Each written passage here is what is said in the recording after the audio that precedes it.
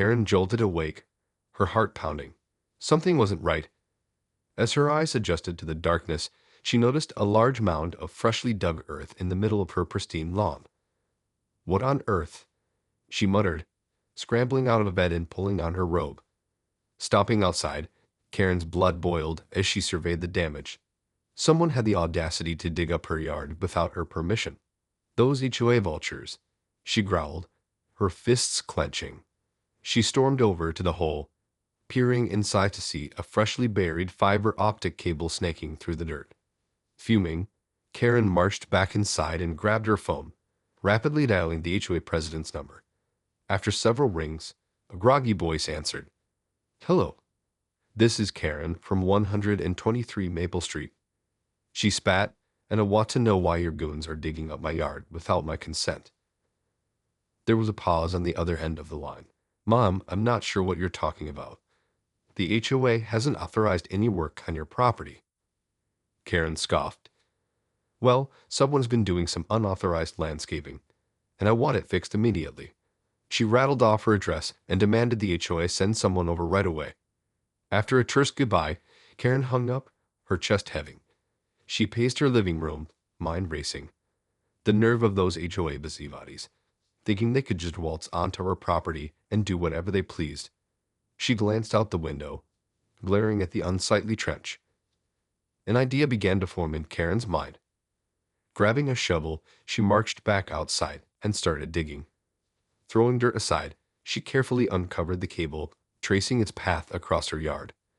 Once she had it fully exposed, she grabbed the offending line and, with a firm yank, pulled it from the ground. Satisfied, she bundled up the cable and headed back inside, depositing it on her kitchen table. She'd be damned if she was going to let the HOA get away with this. Grabbing a pen and paper, she began drafting a strongly worded letter, outlining the damages and demanding reimbursement. Just as she was finishing up, a car pulled into her driveway. Karen peered out the window to see two men in HOA uniforms approaching her front door. Quickly, she hid the cable and strode over to greet them, her most pleasant smile plastered on her face. "Can I help you, gentlemen?" she asked sweetly. The men exchanged a glance. "Mom, we received a call about some unauthorized work being done on your property. We're here to investigate." Karen's smile widened. "Oh, you must be referring to that dreadful trench in my yard.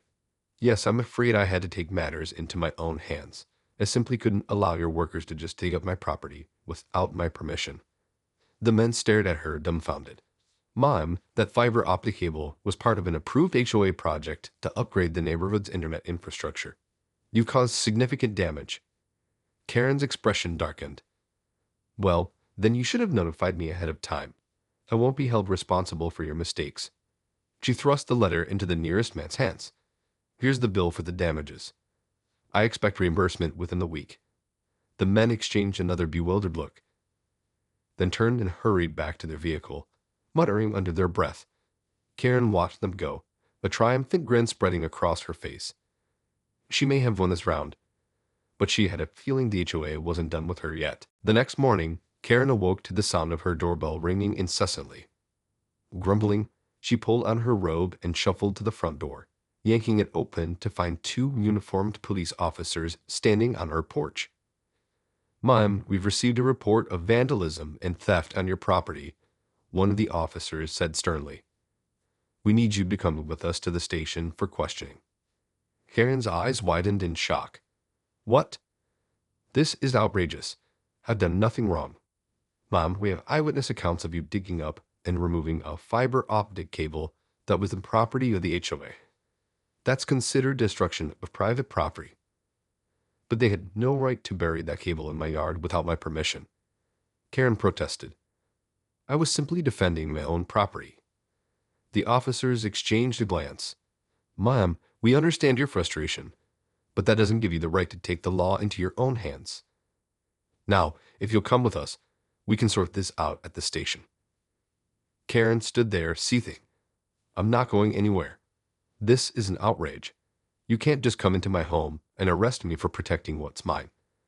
Mom, if you refuse to cooperate, we'll have to place you under arrest." The officer reached for his handcuffs, and Karen's heart began to race. Wait. she cried, holding up her hands. Okay, fine, I'll come with you. But I want to speak to a lawyer first.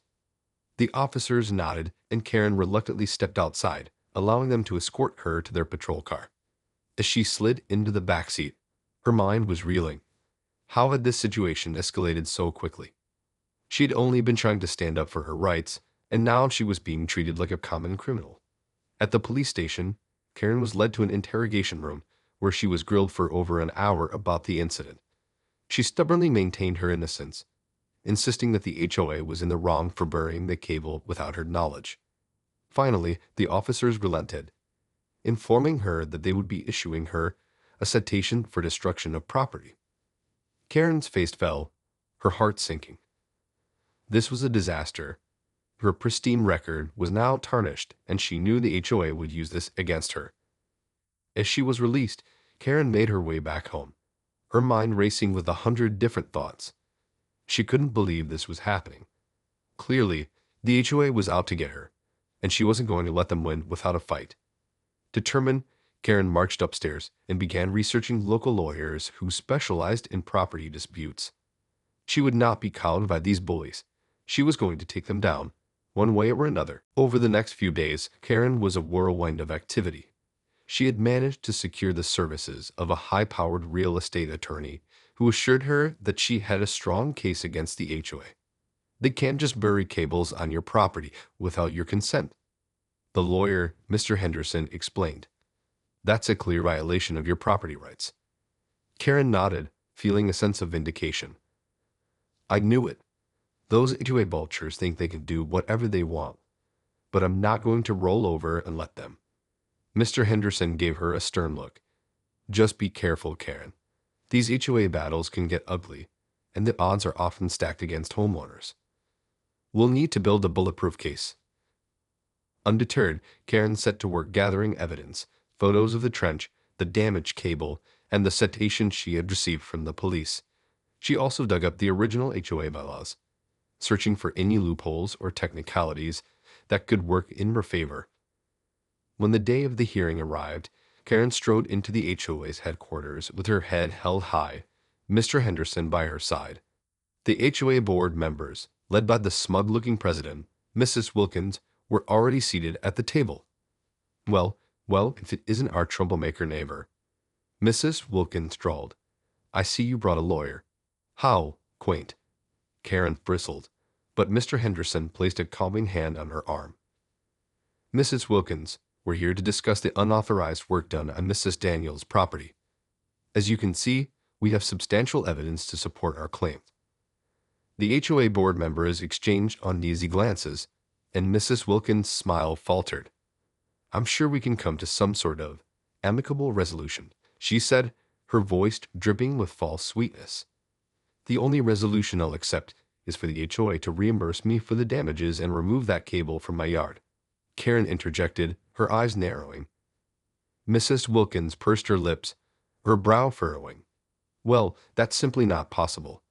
The cable is a necessary part of our infrastructure upgrade project. We can't just tear it out.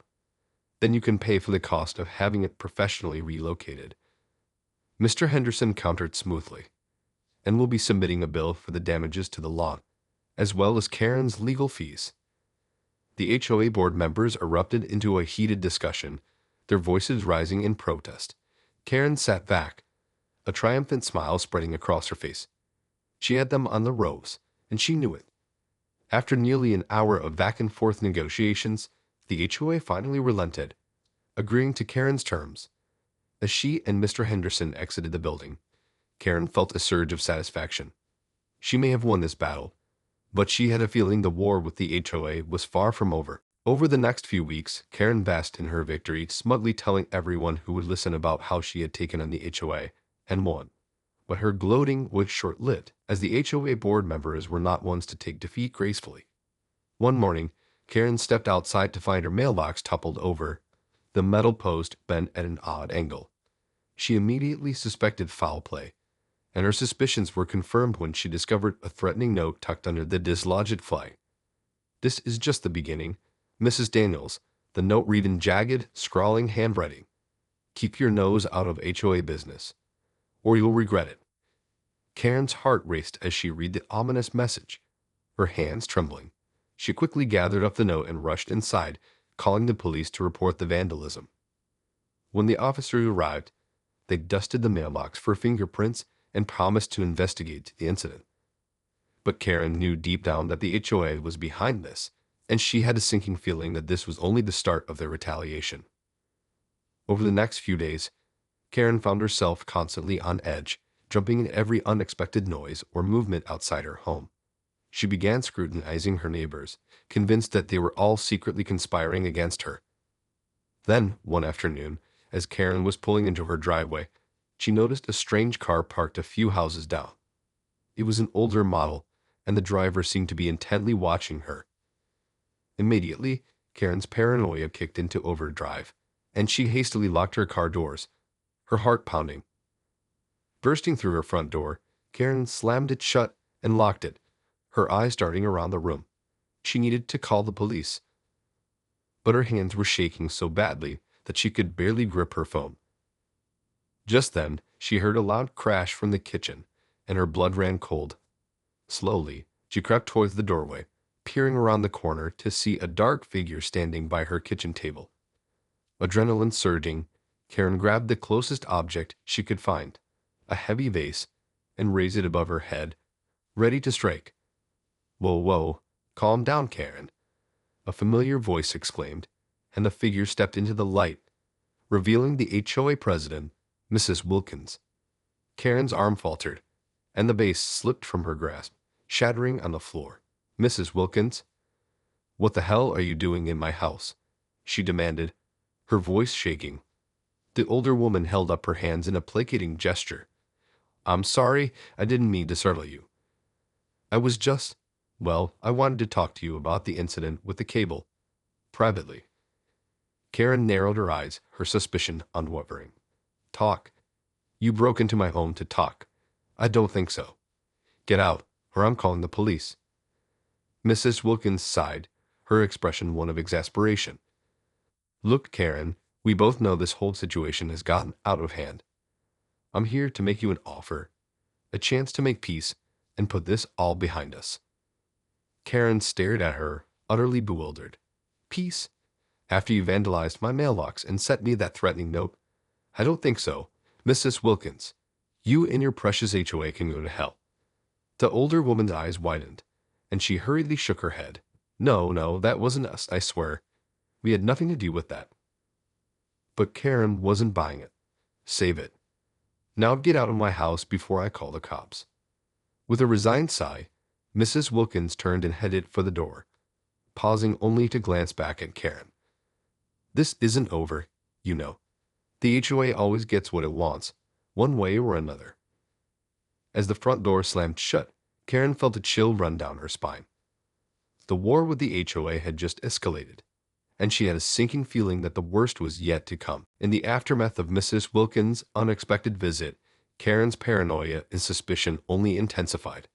She became increasingly distrustful of her neighbors, convinced that they were all secretly aligned with the HOA and conspiring against her.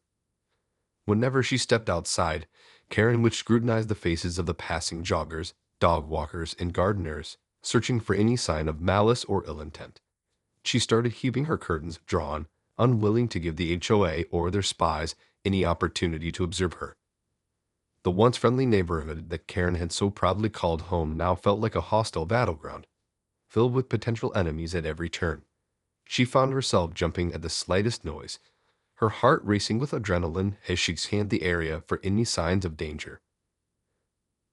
One evening, as Karen was taking out the trash, she noticed a group of her neighbors gathered on the sidewalk, their voices hushed and their expressions serious. Immediately, she felt a pang go unease, and she quickly ducked back inside, peering through the window to get a better look. To her dismay, she recognized Mrs. Wilkins in the center of the group, gesturing animatedly as the others nodded in agreement. Karen's stomach twisted with dread, and she had a sinking feeling that they were plotting something against her. Overcome with paranoia, Karen decided to take matters into her own hands. She began compiling a dossier of her neighbors, noting their comings and goings, their cars, and any suspicious behavior. She even went so far as to set up a hidden camera in her front yard, hoping to catch the HOA in the act of their alleged misdeeds. As the days passed, the tension in the neighborhood only continued to escalate. Karen's once friendly neighbors now greeted her with cold indifference or worse, open hostility. Whispers and sideways glances followed her wherever she went, and she couldn't shake the feeling that she was being ostracized and isolated. One afternoon, as Karen was walking to her car, she heard a familiar voice call out to her. Turning, she saw Mrs. Wilkins approaching, a sickeningly sweet smile plastered on her face. "Karen, dear, how lovely to see you," the HOA president cooed. "I heard about the troubles you've been having with your mailbox. Such a shame." Karen eyed her warily, her guard instantly up. "What do you want, Mrs. Wilkins?" The older woman's smile widened. "Well, I was just wondering if there's anything the HOA can do to help. You know, we're all a community here, and we look out for one another." Karen scoffed, her eyes narrowing. "Cut the crap, Mrs. Wilkins. I know you and your cronies are behind all of this. Leave me alone, or I'll make sure you all pay for what you've done." Mrs. Wilkins' expression darkened, and her smile vanished. "You're making a mistake, Karen. The HOA has a lot of power in this neighborhood, and we don't take kindly to those who defy us. I'd tread carefully, if I were you." With that, she turned and strode away, leaving Karen seething with anger and a growing sense of dread. The battle lines had been drawn, and Karen knew that the war with the HOA was far from over. In the following weeks, Karen's paranoia and mistrust only continued to escalate. She became increasingly withdrawn from her neighbors, avoiding any and all interactions with the HOA members and their perceived allies. Her once pristine lawn fell into disrepair as she refused to venture outside for fear of being targeted by the HOA's cronies. The hidden camera she had installed in her front yard remained a constant source of comfort as she obsessively checked the footage for any signs of suspicious activity. One day, as Karen was reviewing the camera's recordings, she stumbled upon something that made her blood run cold. There, on the screen, was a figure in a dark hoodie sneaking across her lawn, pausing only to pour a mysterious substance onto her prized rose bushes. Panic gripped Karen as she watched the footage, her heart racing. She recognized the figure immediately. It was Mrs. Wilkins, the HOA president, and she was clearly up to no good. Without hesitation, Karen called the police, breathlessly relaying what she had witnessed. The officers arrived within minutes, and she proudly showed them the incriminating footage. However, to Karen's dismay, the officers seemed less than impressed. "Ma'am, while this is certainly concerning, we can't take any action based on this video alone," one of them said. "We'd need to catch the perpetrator in the act to make an arrest." Karen's face fell, her heart sinking. "But you saw it. That was Mrs. Wilkins, the HOA president, sabotaging my property. You have to do something." The officers exchanged a glance, their expressions sympathetic but firm. "I'm sorry, ma'am, but we can't just accuse the HOA president based on this footage. It's your word against hers, and without clear evidence, our hands are tied." Defeated, Karen watched helplessly as the officers departed, leaving her to stew in her frustration and helplessness. She knew the HOA was behind this, and she was determined to find a way to expose their nefarious plans.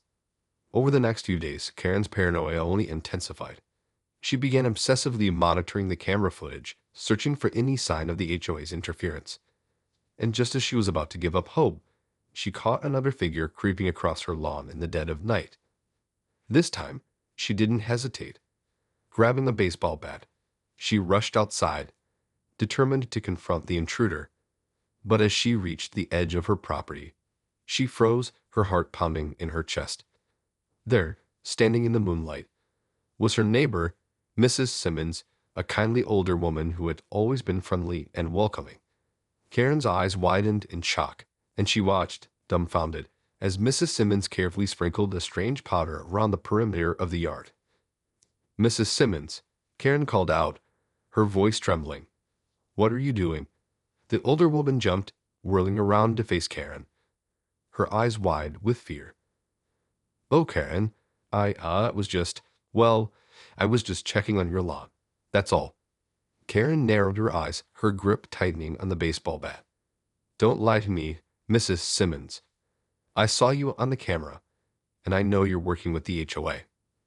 Mrs. Simmons' face fell, and she let out a heavy sigh. Oh, Karen, I'm so sorry.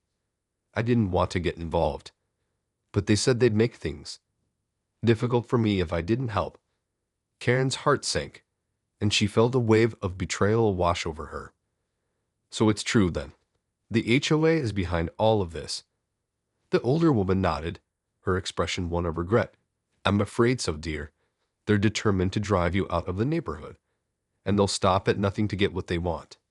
Karen's grip on the bat tightened, her knuckles turning white. She had to do something, anything, to stop the HOA's relentless campaign against her.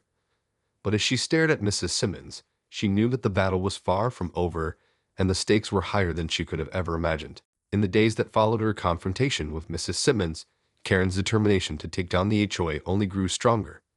She knew that she was up against a formidable foe, one that was willing to resort to underhanded tactics and intimidation to get what they wanted. But Karen was not one to back down easily. Fueled by a potent mix of anger, frustration, and a deep sense of injustice, she began to formulate a plan that would finally put an end to the HOA's reign of terror.